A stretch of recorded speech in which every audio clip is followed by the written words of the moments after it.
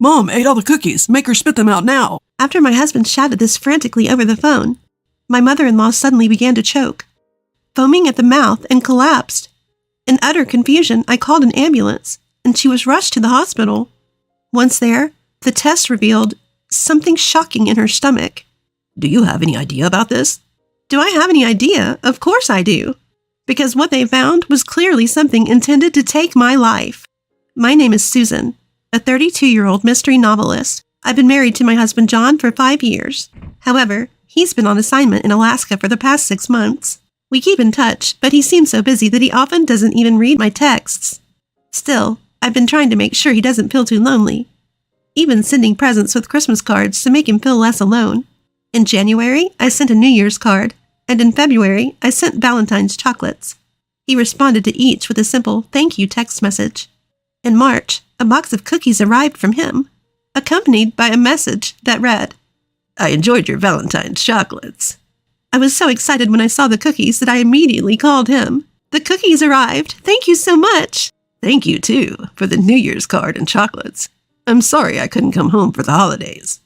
No worries. It's hard to book flights during that time, and the tickets are expensive. Actually, these are the first cookies I've ever baked. I hope you like them. Really? I'll savor them while I'm working on my novel. However, while I was on the phone, I heard a crunching noise behind me. Turning around, I found Linda, my mother-in-law who lives with us, devouring the cookies sent to me.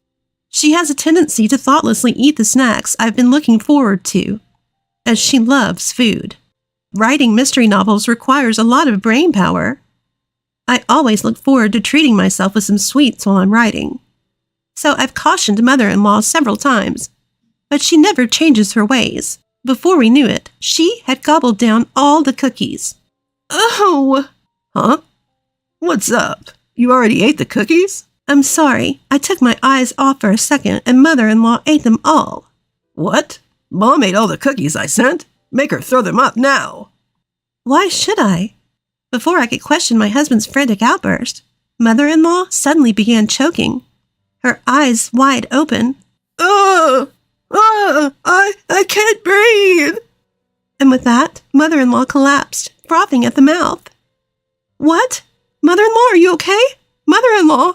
I hurriedly hung up the call with my husband and dialed 911 while calling out to mother-in-law. She was rushed to the hospital, and I went along in the ambulance pleading, Hang in there, mother-in-law. When we got to the hospital, they pumped her stomach and analyzed the contents. The results were shocking. Actually, we detected a certain poison in Linda's stomach. The doctor went on to explain to my son's self that the poison was a highly dangerous substance, odorless and tasteless. It could kill a person with as little as 1 to 3 ounces, and mother-in-law had ingested more than half of that lethal dose. She would need to stay in the hospital for a while for treatment. I hate to ask, but do you have any idea how she might have ingested this poison? At the doctor's words, I remembered what mother-in-law had eaten just before, and I felt a cold shiver of terror. This couldn't be. It had to be a mistake. I sat in a chair by my mother-in-law's still unconscious form, my thoughts a blank. But I had to confirm.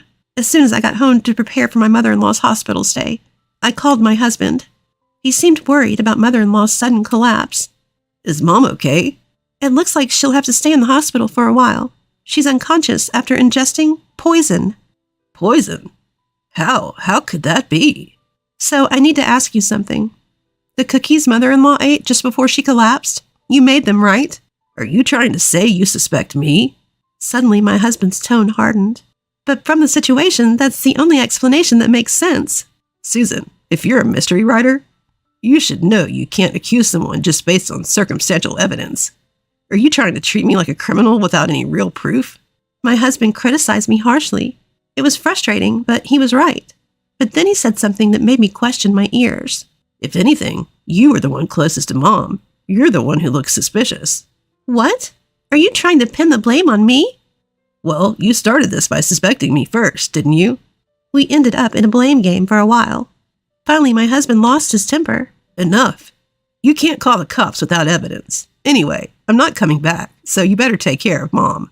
He slammed down the phone after yelling at me like that. I was shocked, having just had an argument with my husband and then being accused by him. I stared blankly at my phone for a while, but slowly anger started to bubble up within me. Oh, so that's how it is.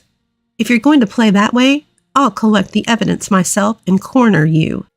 Pumping myself up, I grabbed a pair of white gloves and a clear bag used by police to hold evidence from my study. Originally, I bought them as props for the mystery novels I write. Who knew life would bring me a moment to use them in reality? But even with all that said, I didn't know where to start. After all, this was my first time dealing with a real-life situation like this. Despite writing about such things in my novels, I decided to start by examining the area where my mother-in-law had been. The scene was left untouched since the chaos when she fell ill, not even vacuumed. Like a bloodhound, I crawled around the sofa where she had been sitting, and the surrounding area, straining my eyes looking for anything. Is this a piece of cookie? I found something that looked like a piece of cookie my mother-in-law had been eating, picked it up with tweezers, and carefully put it into the bag. Each piece was small, but my mother-in-law often spilled her food, so I managed to collect enough to test for poison. I was also able to gather crumbs from the original cookie box. But this alone wouldn't be strong enough evidence.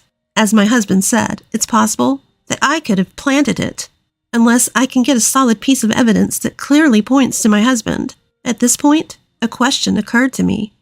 If my husband really did it, how did he obtain such a dangerous poison? I decided to look into how he could have acquired it. So I phoned a police officer acquaintance of mine, whom I'd gotten to know during research for my novels. As I listened to the police officer's explanation and took notes, I reached a certain possibility. Although I had hoped it wasn't the case, that's what it was. In fact, I had been recording all of my conversations with my editor to refer back to later. I had a hunch about my husband's behavior, so I played back our past conversations, and my suspicions were confirmed. That's right, he no longer loves me. I loved my husband. I never missed giving him presents on occasions like Christmas, New Year's Day, and Valentine's Day, and always kept in touch regularly. But his heart was already moving away from me, realizing that he might even harbor ill will towards me. Tears involuntarily streamed down my cheeks. But crying alone doesn't solve anything. I called my mom, explained the situation, and asked her to take care of my mother-in-law, then hastily booked a flight and a hotel to Alaska, keeping it a secret from my husband. Once there, I staked out the apartment where my husband lived alone.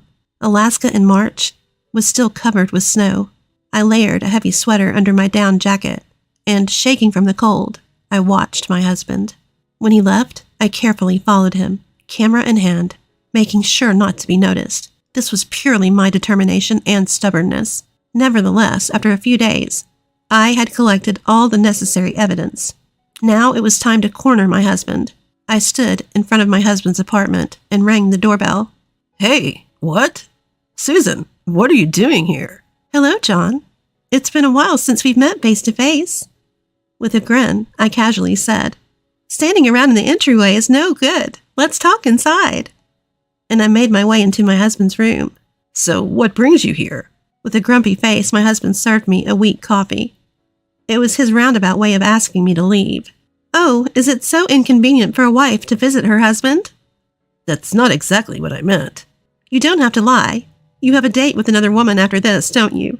My husband, who was in the middle of sipping his coffee, spit it out in surprise, coughing violently. Oh, did you come all the way to Alaska just to say that? Of course not. I have something more important to discuss. I want us to get a divorce. Please, sign the papers. Whoa. You're still holding a grudge over our argument about Mom? You need to stop with your delusions. While staring at the divorce papers I handed him, my husband expressed disbelief, but there was a look of panic on his face, and he was breaking out in a cold sweat. If you're saying I did it, then show me the evidence. The cookie is inside Mom's stomach. I bet nothing's left. I thought you might say that, so I've gathered some evidence. I'm not so reckless as to fly over here for $500 one way without proof. I first showed him a fragment of a cookie in a clear bag. First, a piece of the cookie you sent. It's enough to detect poison. Even if poison was found in my mother-in-law's stomach, it doesn't necessarily mean the cookie was the cause, so we'll examine this. But like I said before, there's a chance you put poison in, Susan. I asked a police officer friend about the poison, and it's not something easily obtained. It's not something a layperson can get through normal channels. It would have to be from a specialized pharmacy. That makes it even less likely to be me. I don't work for a pharmaceutical company, and I'm not a pharmacist. My husband slammed his palm on the table to try and intimidate me and end the conversation, but I calmly continued. That's why I thought there might be an accomplice. You seem quite close with this girl, don't you? I presented the next piece of evidence, a photograph. It was a snapshot I had taken while tailing my husband. Seeing it, his face twisted in shock. In the photo was a woman clinging to my husband's arm in a very intimate manner, and my husband had his arm around her waist. Her name is Anne. She works at a nightclub. I took this photo in Anchorage. Susan, aren't you ashamed of yourself for taking secret photos like this? Aren't you ashamed of getting close to a nightclub girl while you have a wife? In response to my counterattack, my husband choked on his words and glared at me with resentment. But I would not be intimidated. Apparently, this girl named Anne is working at a nightclub while studying to become a pharmacist at a pharmaceutical university. Maybe she snuck out some poison from the university and talked you into sending me a cookie laced with it. No, I've only met her at the nightclub. I had no idea she was studying to become a pharmacist or anything about the poison. This is pure speculation with no evidence. The husband, stuttering and stammering, tried to keep up his excuses. I sighed and pulled out my mobile phone. You know, I think you value her more than me. Sorry, but I have proof. Turning the volume all the way up, I began to play a recorded call between my husband and me. The call should have been coming from his room, yet the faint sound of a shower running and a woman's voice calling, "John, come join me," could be heard in the background. Even for me, it was so faint that I wouldn't notice unless the volume was turned all the way up. Well, your claim of only ever meeting her at the nightclub is clearly a lie. If I dig deeper into the voice, I can find out who it belongs to. Okay, I get it. I cheated. So what? It's your fault for not being as attractive as Anne. And my infidelity doesn't prove that I poisoned anyone. The husband, now defiant, sprawled out without any sign of remorse. I decided to play him another call recording. Just before my mother-in-law collapsed, my husband could be clearly heard saying, "Did Mom eat all the cookies I made? Make her throw up immediately." Can you explain why you said that if you knew nothing about it? My husband bowed his head. Turning pale, he started to speak in a strained voice. "Susan, how much do you know?" I'm guessing that you targeted my life because of the royalties from the novels I've written so far. At that, my husband took a sharp breath, presumably because I'd hit the nail on the head. Royalties are given to the copyright holder, and upon their death, the copyright can be inherited by their family. And copyright, the very thing that provides these royalties, can be inherited by the family once the holder passes away. So he must have been picturing himself living it up with his mistress on those royalties he'd inherit. "Please, forgive me. I did it because she told me to." Oh, really? There's no sign of her having any dirt on you. Are you blaming others again? "I thought I hadn't left any evidence. Please, I'm begging you, don't divorce me." Do you think I can go on living with a man who's trying to kill me? How would you feel in my position? Either way, I have no intention of forgiving you. I slammed the divorce papers on the table. Come on, let's get this over with. Just because I'm begging doesn't mean you can get cocky. Enraged, my husband grabbed me by the collar with both hands and tried to throw me to the ground. But then, "That's enough." The police officers I'd called beforehand burst into the room. I'm glad I called them in advance. You never know what could happen when you're alone. In the end, my husband was arrested. I submitted all the evidence to the police, and right there, I made my husband write up the divorce papers. I had him cover all the hotel and flight expenses to and fro, and then I just breezily went home. The very next day, his mistress was arrested as an accomplice, and the two of them are now comfortably inside a jail cell together. Of course, I demanded a divorce settlement from the two of them, and once I receive it, everything will be wrapped up. Afterwards, I told my mother-in-law, who had been discharged from the hospital, the truth about what happened, and said our goodbyes. I moved to a new apartment, and then, a year later, when I used this experience as a plot for a mystery novel and published it, it surprisingly became a huge hit. For a novelist, every experience, good or bad, can be a source of inspiration.